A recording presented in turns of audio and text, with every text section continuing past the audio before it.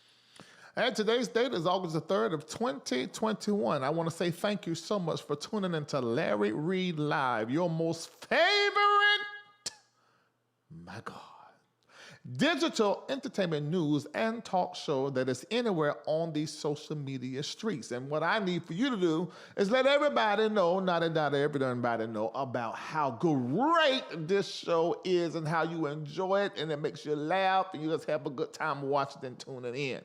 Tonight we have something very special. Although you may not be a patron in patreon.com, but I want to invite you right now to become one of my most exclusive viewers by becoming a patron, by going to this site, patreon.com. That's patreon.com/Larry Reid Live. Sign up for the month or sign up for the year if you don't like something to come out of your account every month. I want to let you know that we have our own community over there, and you get to really help me work through some of this stuff I have to do publicly, and then I give to you experts that will give you insight as relates to stock market, money, real estate, your health, your love life, your head life. And then I'm talking about your head, not the, when I say head life, so I felt some of y'all went really nasty.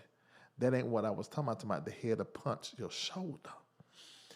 And I was not talking about the other thing, fallacia, y'all. I was talking about this head, because it gets screwed up sometime because with just life and stuff be going on. I bring all them folk over to help you sort through all the entanglements. And then you're able to talk to each other because all of us smart over there. Just a whole lot of wonderful stuff over there. Patreon.com/Larry Reid Live. Become a patron. So I had an event, and it was just for patrons only. And there are going to be a few more events in the next year that's just for patrons. So if you want to go ahead and say, let me go ahead and get in here because he be doing some good stuff and I want to be there. And I want to have me another family aside from the family I got support system. Come on over there. Had this event. I invited them down. They flew in from everywhere round about our nation and even abroad. And we had about 4 events that were spectacular. And in one of those events, we done a Larry live show taping with a live audience. And I wanted to have guests that I felt like would be open, would share their wins and their losses. Now, if you have not seen Vicki Winans' interview, you missed a very transparent ministry moment. Go back right here on this channel, whether it's YouTube or Facebook, and make sure you watch the interview with Vicki Winans. Go back and watch the interview with Ty Tribbett. It was great as well. There's some other interviews that I'm going to be dropping and doing in the studio. Oh, make sure you watch Tyler Perry's Patrice Lovely as Ma or Hattie, depends on which show you saw. I did an interview with her. I mean, every interview was so good. And if any time during tonight's broadcast, you say, you know what, I really like this platform, I want to support it. 8 is the number for which I was born. It's the number that pays attention to me. You need to know the number that's attached to you. So $8.88. Do a donation. You can do it through Cash App, $MBN Network. It's tax deductible. Or you can go to Venmo at symbol MBN Network. Or you can go to Zelle, and our email address from your bank straight to the ministry's bank account is info@thembnnetwork.org. Or you can text the word give to 404-800-4530. Any amount. I saw someone do about $50,000, and that was straight through text. As long as your bank know that you can do something like that, text the give will let you do it. So, and then those of you who want to go to the website, LarryLab.com, click donate, that's PayPal, or you can mail it in 780 Morosgo Drive, and that is unit number 244224, Atlanta, Georgia, 30324. Well, one of my favorite interviews for that night, that weekend, well, actually that night, we've done several interviews tonight, was Deitrick Haddon.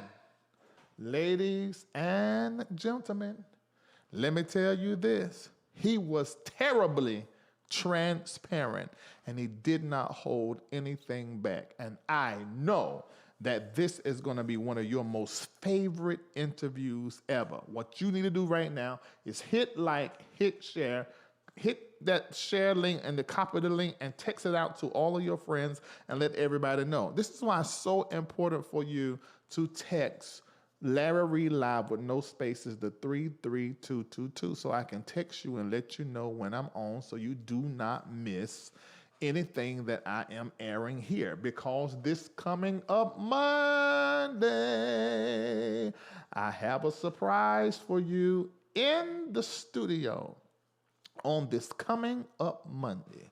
None other than gospel choir master Ricky Dillard will be sitting right here beside me on this coming up Monday, and we're going to have the conversation, absolutely.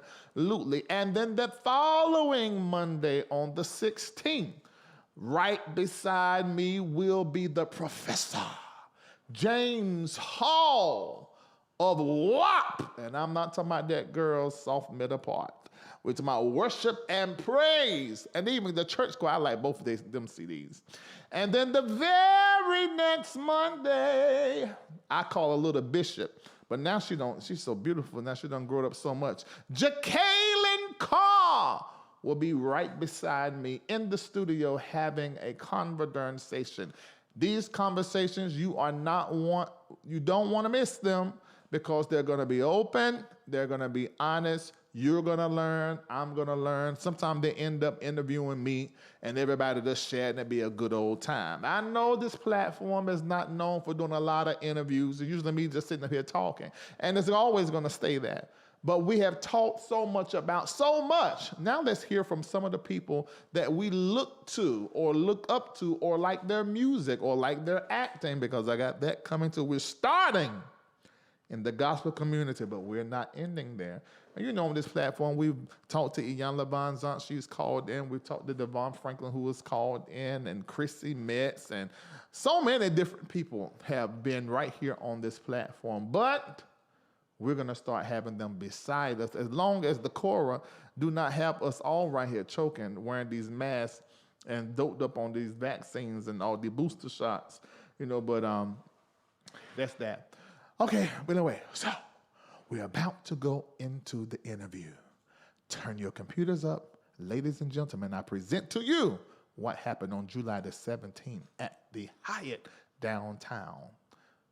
Deitrick Haddon. Here in person is Deitrick Haddon. Come on, make some noise.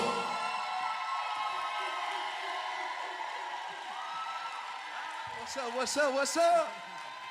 What's up, ATL? What's up?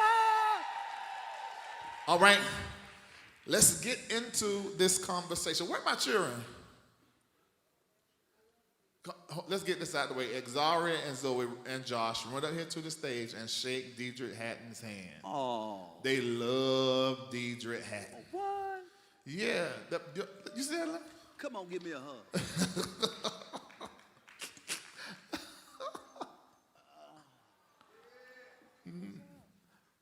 That's my baby.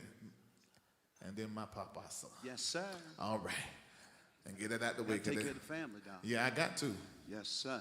They halfway act like they don't halfway love me. Then sometimes, and that stuff I do for them. What daddy you know going to let you get? You said Deitrick Haddon.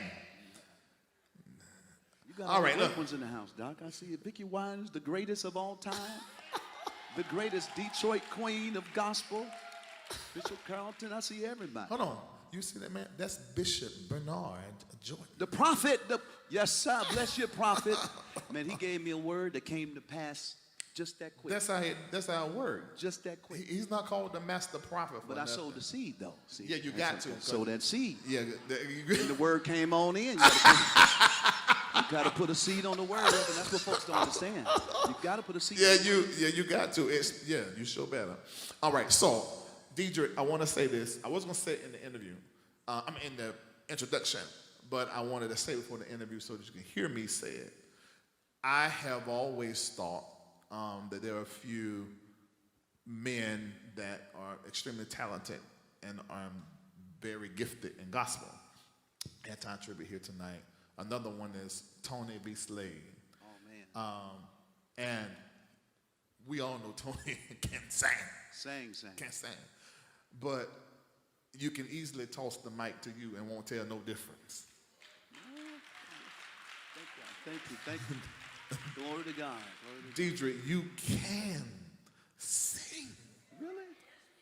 Can I sing? Yeah. I mean, in all honesty, do you feel like you're a good singer? I feel like I can do what I do. I'm confident in what I do. I don't try to, She said you lied. Right. I mean, but honestly. I come from Detroit. You gotta sing. Okay. You gotta sing. You in a city where the Winans are there, all the Winans, BBC, everybody. Yeah. The great Marvin Wine, everybody's there. I mean, I went to Mumford High School. Okay. And Mumford, all of the Winans went there. The Clark sisters, Twinkie, Dorinda, all of them. Witness went there. Wow. Commission went to my high school. Wow. Fred, everybody went there. And so for me, I started out just saying, hey, I can't drop the ball. You know what I'm saying? Yeah. I'm from Detroit too, from Mumford High School. I better sing, you know. And so I just feel like I'm confident in what I do. But I do pull from all of those. I don't feel like I'm standing alone, you know. I feel like God placed gifts in front of us to learn from them and not copy them, but mix it up and make it your own. And so I've been blessed to come up in an environment of great singers everywhere. Just everybody can sing, you know. Yeah, I was introduced to your ministry, though, as Prophet Haddon. Ah. I was at Lisa's house. I don't know if you remember this.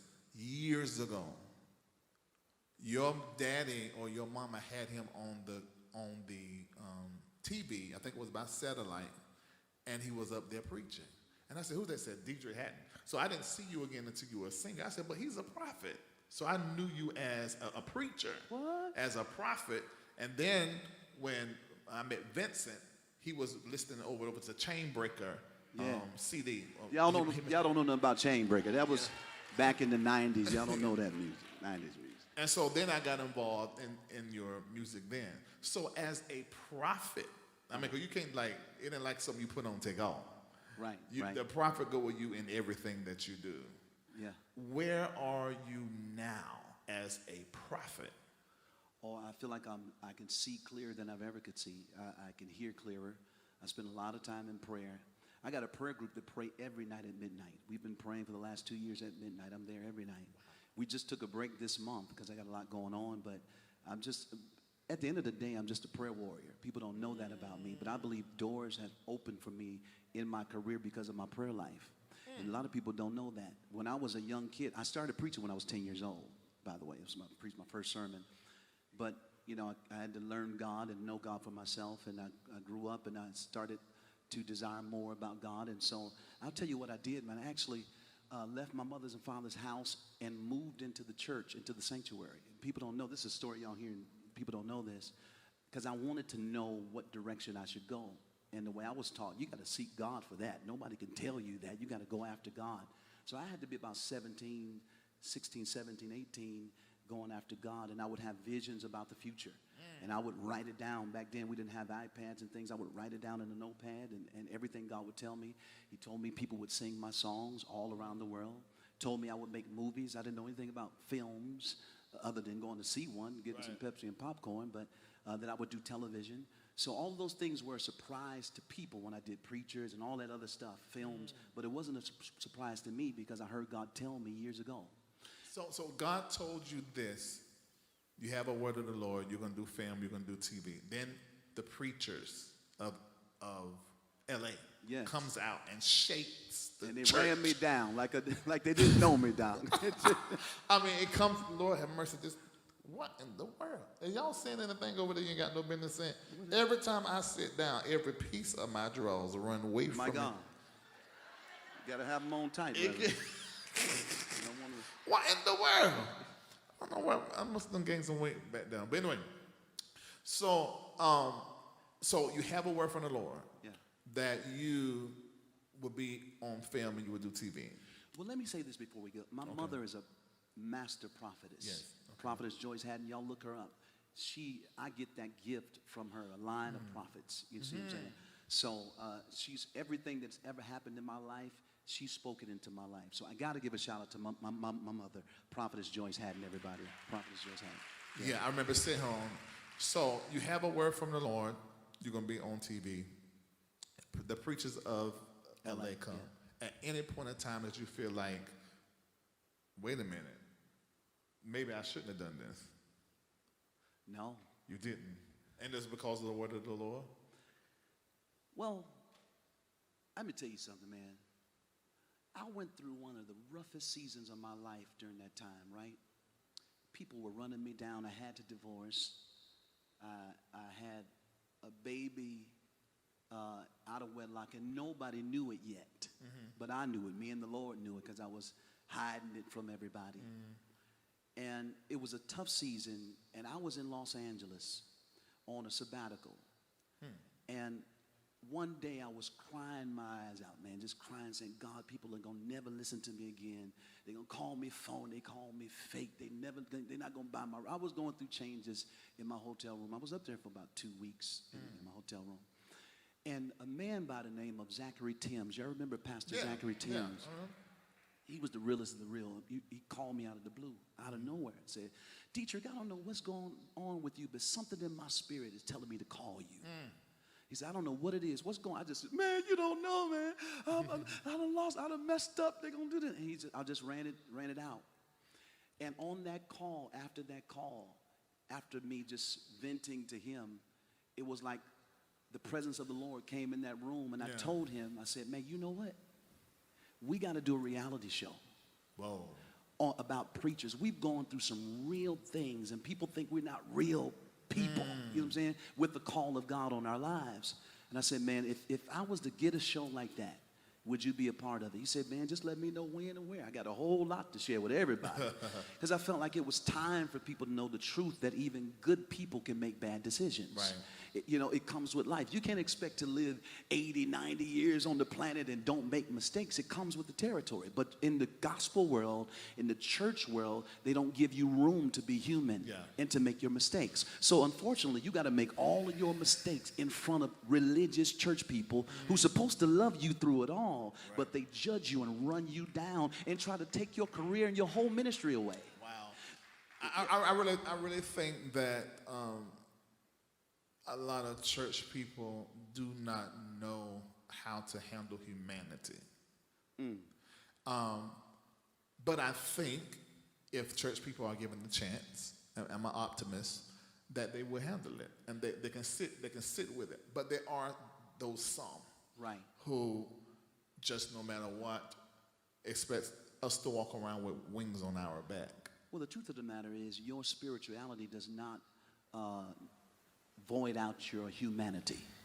you're gonna, at the end of the day, you're gonna be a human being. You gotta lay down with you after you done spoke in tongues, laid hands on everybody, work miracle signs and wonders. You're gonna lay down with your flesh, with you, and you're gonna wake up a man. Right. You're gonna have to deal with you.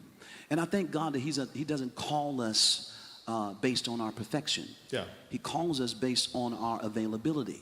There are a lot of people that don't even think twice about what God wants. If God can get a man who's concerned about what he wants, he will use you in spite of your ways, and he'll work you out while he's using you. Oh, yeah. Oh, and so that's what he did. That's what he did with David. You know what I'm saying? He knew David would mess up. He knew all of David's flaws when he called him when he was a kid. But he still was the best man for the job. Yeah. Why? Because he had a heart for God. Yeah, and I also consider that we just don't know. I mean, we just don't know. I mean, we don't know. The church doesn't teach us, and I'm not bashing the church, but does not teach us about humanity and what it is to be a human, right, and how to handle human issues. So when you just mentioned something, I'm only going to talk about that. You brought it up. How did that feel? Tell us where you were. I mean, how were you really feeling when you said you had a baby and you was trying to hide it? It was tough, man, because he'll give you a prophetic word about the good things that's going to happen for you in your life. But he does not share with you the journey and the mistakes you're going to make along the way. That made you a better man? Absolutely. Yeah. Absolutely. And that's where I really found out that I knew Jesus for real, because I've seen people walk away from me. I was watching people doing Facebook posts about me, and they had no clue of what I had gone through, I'm not saying I was perfect in the matter, but, people will tell your story better than you. Than you, you know what I'm saying? They come up with their own. Add some parts and add some stuff that ain't. Exactly. Right. When I saw you on the Preachers, how many people watch the Preachers of LA? Tell the truth now. Hey, man, I had somebody running me down, going across the country, talking about those Preachers of LA. Yeah. My brother went to that person's house, knocked on the door, and said, my brother said, "What you doing?" He said, "I'm watching Preachers of LA." What kind of spirit is that? I ain't gonna tell y'all who it was, but it's. You gonna tell me? But anyway. How you gonna be on a campaign against preachers and you watching it yourself? Whoever that person was not the only one. I was watching. I done a blog at the time. I was just writing before I started blogging. I've done a blog on it, and I talked about how important it was that the preachers of LA needed to be on TV. But I heard some very major preachers speaking against it. Oh yeah. I wonder what that is. Why do we fight as a community, whether that's just the black community or the religious community, when people do things different? We like to fight what we don't understand. When the Bible says, "In all thy getting, get understanding," I think, and that's sad to walk around with a misunderstanding when you can take the time to get understanding. And that's sad in the church. We'd rather come to a conclusion on someone before we actually sit down with them and talk to them. Because I bet you if you sit down and talk to people, you'll learn some things. Yeah. Because God is dealing with all of us individually, and we all have our own journeys, and we're not all on the same path. But that's the thing about God. He's God, and there are different ways and paths to get to a destination. It's not just one avenue to get to a certain place. And that's how God deals with all of us. He gives us our own journey. But our goal is to get to a place where we're better. We can be effective in ministry. We can pull people into the kingdom, teach them the things that we've learned on the journey. And so that's the blessing of that. Now, you're outspoken. I watch you on Facebook, on IG. You be saying some things. I ain't scared of nobody. That's the bottom line. Yeah. So don't your mouth get you in trouble like mine? Well, it used to. Now I try my best to hold my peace until I just can't take it no more. Yeah. But I used to just let it fly. Yeah. But now I'm using wisdom because, you got to use wisdom, But yeah, man. But you rubbed me the wrong way. I get you. I'm from Detroit, man. We don't play no games. We don't play. We give it to you straight, And so that's all I know. So we got a chance to see you grow. I mean, we saw the Preachers of LA. We saw what happened prior to that. We saw your new wife Dominique. What a fine self. Yeah. I love how she handles you. You're a big ball of energy, but she handles you. She neutralized. She handled it. And then the beautiful children, and we saw that. And now you're pastoring. Yes. How long have you been pastoring?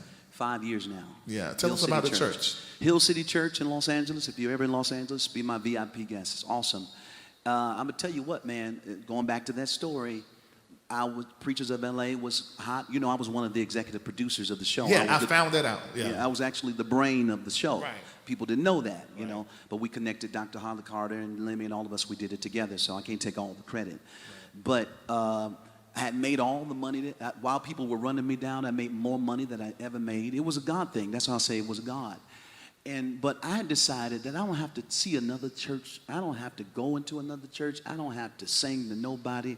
I had made up in my mind, I'm done with all that. I want cussing friends. All my friends will cut you, beat you down. You don't want to mess with me because I got people that love me in Los Angeles and they got my back and they're not saved. You got to always have a Peter on your side. That will deal with you when you can't deal with them, right? So I was cool with my friends. You know, I'm walking around in sunshine on my patio, making a whole lot of money, doing the shows, about to do Preachers of Atlanta, Preachers of Detroit, and all this stuff. And the Lord spoke to me like he spoke to me the first time when I was 10 years old. And said, Deitrick, all right, it's time now. I want what that I placed in you when you were 10 years old. Wow. It's time to prophesy and preach again. So I felt like, you know, I'm preaching and prophesying when I do my concerts and I'm singing them. The Lord's told me no. So I kind of ignored it.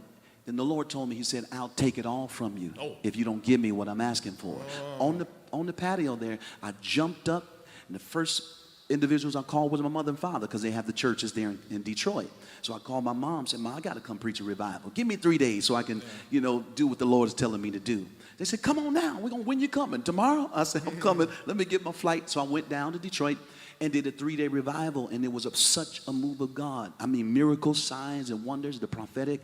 People joined the church. It was a revival like crazy for 3 days. It turned into a week. And so I was there for, you know how they do them 3 days revivals and turn into a whole month and event. It was extended. Yeah, it was crazy. So, but on my way home on the flight, I was like, I did what you told me to do. I'm going back to put on my shorts and flip-flops and go make more money. And the Lord said, no. Wow. It's only the beginning. Hill City Church. I want you to get people that are just like you, who've been thrown out, cast away, or those that are misfits, people that feel like they don't belong. You gather them and you teach them everything that you know. And that's how I started Hill City Church. Wow, and it looks as though it's grown and it's growing. Yeah. And I like your approach because you look at them. Don't they look real today? But then when you I just like fashion. All them rings and stuff, you're like a prince. A prince. But when you open your mouth and preach, it's this old sound.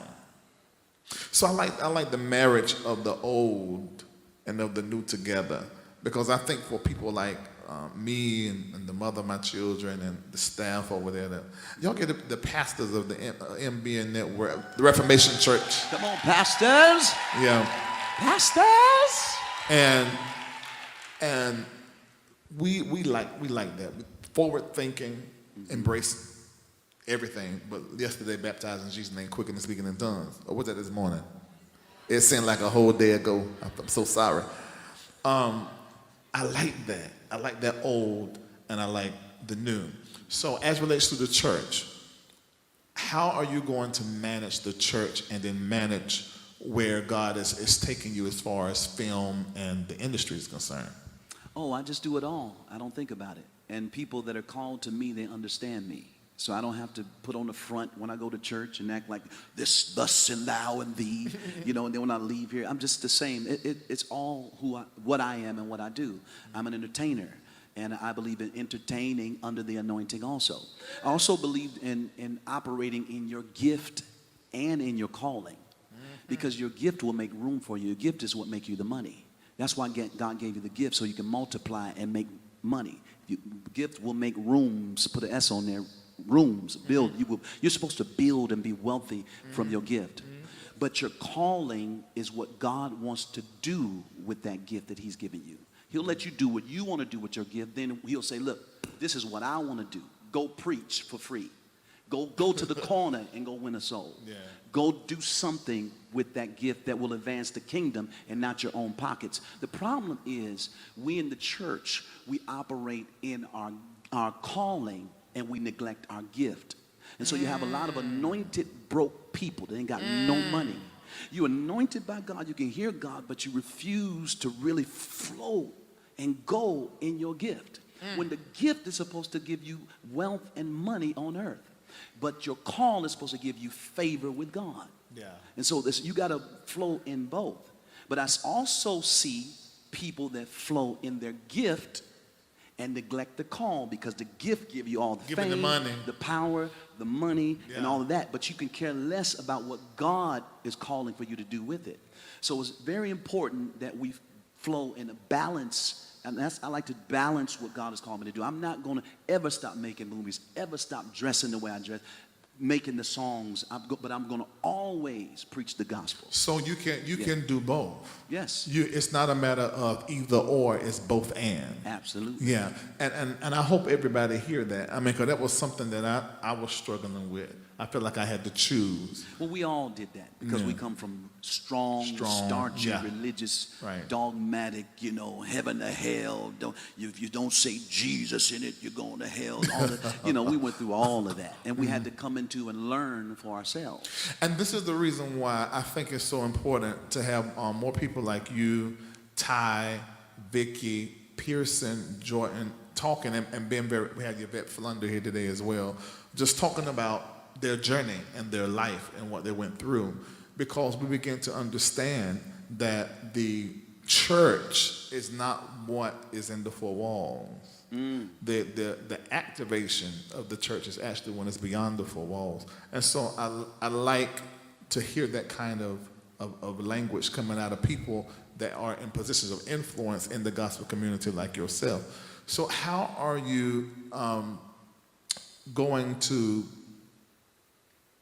bring about this film thing? Because I keep hearing about it, and I'm ready to see it. Yeah. What is the film you're working on? Well, I did a couple of films back in the day, one called Blessed and Cursed. Did y'all ever get a chance to see Blessed and Cursed? Or one called A Beautiful Soul, and I actually had the opportunity to shoot my latest film called Blessed and Cursed, The Fallen. So it's the sequel to the first Blessed and Cursed.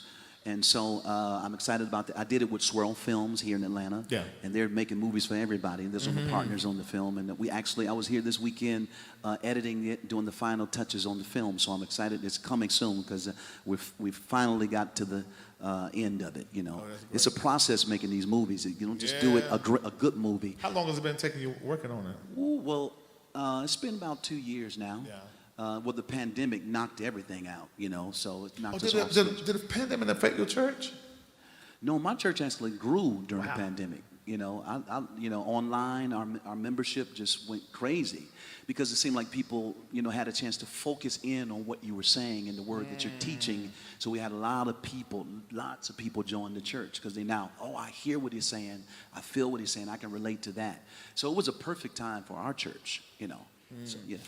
Are you going to, this fashion thing, are you going to take it and make it into something that is like a Deitrick Designs? I don't know. Something like that. Is that prophetic? No. Hold on in the chair. Let's see if I come up with some tongue. Abasata Right. Design. I love fashion, man. Yeah, I mean, you're doing it and you don't care. I mean, I ain't got a piece of leopard. And it's shiny too? Nope. But it look nice. Thank you. I'm definitely going to tap into it. I think timing is everything. Did you go to Stellar Wars? No. Why didn't? You about to get me in trouble, Don. No, I just want to know. Get me. We want to know. Why didn't you go? I don't really, that don't move me right now. I'm not doing that. Okay, explain. Help me, Lord. Give me the wisdom. I'm just over it. Like it just doesn't help me at all, advance me at all. People take, but never really pour back into you. Like like Open Door Season was #1 for 4 consecutive weeks on the Billboard and 8 weeks on the media base, but no nomination at all. Okay. It was the song that helped people through the pandemic, but no nomination. Nobody had the wherewithal to say, wait a minute now, let's look at this, all these videos, all these hit songs Deitrick did, but nobody did that. So you don't have any awards? I got awards. Yeah. What you have? Got the Dove Award. I won a Dove Award for Contemporary Album of the Year. I won a Stellar Award in the past for Male Vocalist of the Year. How long ago was that? I can't recall, maybe 2016 Wait a minute, but or something like that. 2016? What song was it? 2016. What song? Male Vocalist of the Year. I think it was Great God from my LXW project. Oh, yeah. Because we won Choir of the Year. Yeah. Okay, how many people have heard that? I love that LXW CD. If you've heard it, make some noise. You ain't heard it? Y'all should hear that. It's a good record. Oh, I'm about to say. That's the one that my children want me to death with. Yes, sir. Everywhere we went. Yo, Carletta. Clarita. Lord Jesus, that's a whole other person. Yeah, your sister. Oh, she bad. She's not doing anything? Yeah, she's doing. She got a radio show that's syndicated right now. Oh, wow. Yeah, and she's just raising her family. Yeah. Being a good wife to her husband, and she does music whenever she feels it. She does a lot of writing. She did some things for Eminem on Eminem's album. Her and her husband, great producers and songwriters. Wow. Yeah. The relationship with your father, we saw some of that on the show. To me, from what I hear about your father, you're just like him. Bishop Haddon, or my biological father? Your biological father. Oh yeah, I'm a spitting image of him. Yeah. My grandmother would tell me that he would direct a choir and slay a church. He would sing and go in, but when he got done, he'd go to the club and slay a club. he just loved music. He loved entertainment. He loved the church, and he loved the club. So the only difference between you and him is really choices. Absolutely. Yeah, you made a different choice. I outlived him. He died at 42. That's crazy. Died at 42. Wow. Yeah. Now, Dominique, how did your family, your friends, and the Lord. industry embrace her? And now I'm thinking of another question. I heard that she wrote most. She wrote most of the CD, right? On the LXW project. Yeah. Oh yeah. God. Okay, so how that transition from you were married to an artist, a gospel artist, and then you get a new wife. How did everybody embrace that? I mean, with a whole new lady. Oh, okay. How do I answer that? How we started our marriage or our relationship was not the wisest way to start a marriage. What you mean? Because people assumed that she was a homewrecker, and it was completely wrong. Okay. And so we still feel the sting of that when it was not true. Still now? Even 10 years later, we've been together for 10 years. Our anniversary is Tuesday. Oh, that's great. We've been married 8 years. Thank you. Shout out to my baby. I love her. But they don't know she was the angel that kept me alive when I wanted to commit suicide. She was right there, And when we met, it was like we always knew each other. It was something in heaven, a match made in heaven. It was just perfect. But you know how you go too fast. You get together, start touching and feeling, and you want to have sex. It's real. That's real. You know? And then we looked up, and she's pregnant. Right. We didn't anticipate any of that. Right. And so it was her baby you were hiding. Absolutely. Oh, okay. And she was doing it to cover me and my career and my audience and things like that. If I could do it all over again, I would tell her, don't do that. Yeah. Don't do that, because people going to think the way they think regardless. Yeah. And so, my family, you got to ask her about that. She have her own thoughts about how she was embraced. It wasn't a great welcome. Right. Because they thought, you're the reason Deitrick taking all these bad decisions in this season, when they were wrong. They were completely wrong. I was making decisions on my own. Right. I pulled her into my world, and this poor baby, dealing with church folk and religious folk and judgmental people. But she's managed it well because she's strong. If you ever seen the Preachers of L.A., you see where she comes from. Yeah. Her mother, Faye McTire, she's an incredible woman. And she can handle it. Dominique has tough skin, and she knows how to handle it. I just wish there were more gospel artists and preachers that were as candid and open and honest like you. I think that people like my children and probably some of us in here will have a much more respect, Right. if there was a little bit more transparency. I feel like transparency is the new ministry. Absolutely. And I think that if people were more like you, have your transparency gotten you in trouble? Well, it don't bother me. It bothers people. I'm fine with being transparent. Oh, I'm gonna tell you what I love is when on the Preachers of LA, you said to what's that light skinned man like a baby doll? What's his name? With the greasy hair. McClendon. What's his name? McClendon. Clarence McClendon. And you said, why you got to be here with all these men? You got 405 people coming in. And the entourage. Jesus. Are y'all back friends now? That's my boy. We good. okay. We went out to eat after that. Oh, really? Yeah, we went to So that Mr. was just Child's. that was just for TV? No, it was real because he stood over me and was talking down. You can't do that. you could talk, but you cannot stand over me and sun me. That's what you're not gonna do. Because if people look at me, they assume I'm some young kid that don't know the word and don't know. I'd be like, y'all don't, because I don't go around flaunting the things that I know. I just be in the cut and do what I do. And so I felt like he just didn't understand, and I had to tell him. Right. Who is your favorite preacher? Favorite preacher of all time? Oh man, you can't. Bishop Noel Jones is the greatest, man. Wow. He's the greatest of all time. He's getting older now. He's slowing down, you know. But him in his heyday, the baddest preacher alive. Yeah. Bad. He's still cold-blooded when he feel like going there, but he's doing more teaching and things like that. But preacher, got to give a shout out to my dad, Bishop Clarence Haddon. I'm talking about preaching and squall. I like the old school squalling. Say yeah, I love all that. You know, y'all like all that teaching and stuff. That's cool. But after you teach me, I need you to preach to me.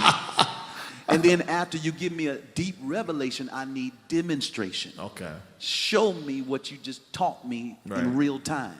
Right. Lay hands on somebody. Yeah. Prophesy and speak the word of the Lord. Yeah. That's what I want to see. That's what impresses me. Favorite singer? Gospel or It don't make no R&B. difference. It don't make no difference. Favorite singer of all time? Well, I got to give it up to Rance Allen, the greatest vocalist of all time. Everybody learned from him. He is the God. He's the cream of the. There's nobody better than Rance Allen. Yeah. Nobody could do what he do. Yeah. Nobody could thought to say, go and go all the way down. Like nobody even thought to do that. It was him. That operatic resident sound, and then go to the mountaintop. Yeah. So you got to give it to him. But then it trickles down, to all the singers that came along after him, like the John P. Keys, the Marvin Winans, all them that came after him. But in R&B, you got to give it up to. I'm a huge fan of presentation when you're on stage, right? Mm-hmm. When I say the best, I don't just look at how great you can sing, but I look at how you can handle a room. Okay. How you can grace a stage and how your body language. I look at all of that. And one of the best performers, and he don't really get his credit, is Al Green.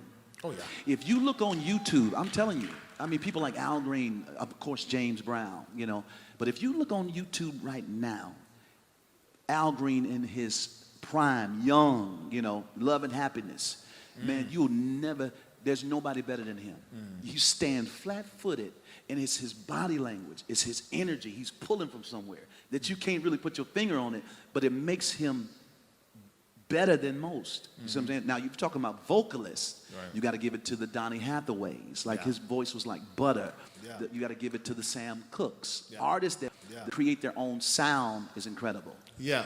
I noticed, it's so interesting to me, the similarity that I see between you and Ty. He was out here before you. And y'all just have this, I don't know if anybody else noticed it. Y'all just have this thing, energy, and both of y'all switch positions. You done said 159 different ways. Comfortable. Yeah, it is very interesting. And I just wish more of the creatives were on the front line, and that was what we see on the Stellar Awards, the Sunday Best, and put before us. We didn't see this, so people that may be like you guys, that may be like me, who are out there younger watching, they don't see themselves. Right. When it's creatives like yourself that are really got their finger on the heartbeat of God and really leading us from the future as it relates to artistry. Yeah. We need more of that. Yeah. I think we are single-handedly seeing the demise of gospel music and the art of gospel music in our lifetime. Because we refuse to allow the creatives and the artists to flourish and flow. We don't celebrate it. We celebrate praise and worship. Yeah. And that's all, but the art of it, we don't celebrate it. We don't play enough of it. On the radio. And it's killing us. People don't know it's killing us. Yeah. We were already light years behind any other genre, but we're falling back as the years go by because we refuse to celebrate the gifts and creatives that God has placed in the body of Christ. Well, we definitely 100% want to celebrate you. We want you to know that we think that you're great at what you do. We want to see more from you. You see. Well, thank you. We're requiring more, if I can say that. Absolutely. Just flood us with content and give us more. Come on live more. Talk about things. Disrupt for the purpose of growing and addressing and confronting things that are in the system. We just want more of that. Yeah. You got it. Okay. You got it. All right, ladies and gentlemen, celebrate. Thank you. Deitrick Haddon. Thank you. One of the key factors in determining whether somebody is a prophet in the marketplace or to the church or however is that they are a disruptor. And Deitrick Haddon is a disruptor, much like we see with Leandria, much like what we see with y'all ever heard that guy named Larry Reid live? I don't know if do you know who Larry Reid live is, Nancy? Yes, I do. Okay, all right. Disruptors. What I want from Deitrick Haddon is for him to get online and do more disruption. And I'm not finished with Deitrick. I want him here. I want him to come here to the studio, give us about 2 hours, just kick back with some drinks, with the cameras on, and just talk about the disruption that is divine, that needs to happen throughout the entire world, beginning in the black community, the black church, and then spreading however the Lord see fit. I really enjoyed this interview. I hate that I ran out of time doing this interview because I could have talked to Deitrick Haddon for a long time. So since he is doing a new movie and wrapping up, I'm sure he got to be in Atlanta some more. So if he's here, what I'm going to do is try to get him over here to just chat more, because I think both of us chatting on certain topics is going to really open up the phone lines and just let you guys call in, ask us questions, get our perspective. I think that is going to be really, really, really good. Thank you guys so much for watching. Now remember, coming up the rest of this month, I don't usually do a whole lot of interviews, but I'm doing it. I'm doing it. I think I got bit by a bug doing the Reformation Experience. Next up is Ricky Dillard, the choir master. Right after that, Professor James Hall. And right after that, our beloved, we love her so much, Jacqueline Carr. And of course, we are going to be doing the interview with Michelle Williams, but we're waiting for her to get clear of what she's dealing with right now. Keep her in prayer. All right, so I'll chat with you later. Make sure you hit like, hit share, and tell everybody about this video. Good and bye. Sign up to become a patron now. Stay connected to Larry Reid Live. Take a moment and like the Facebook page, subscribe to the YouTube page, and hit the bell. Text Larry Reid Live to 33222. That's the words Larry Reid Live, no spaces, to 33222, and get notified when we go live. Become a member of Patreon today by logging on to patreon.com/Larry Reid Live. Download the Patreon app and turn on your notifications. Get connected today.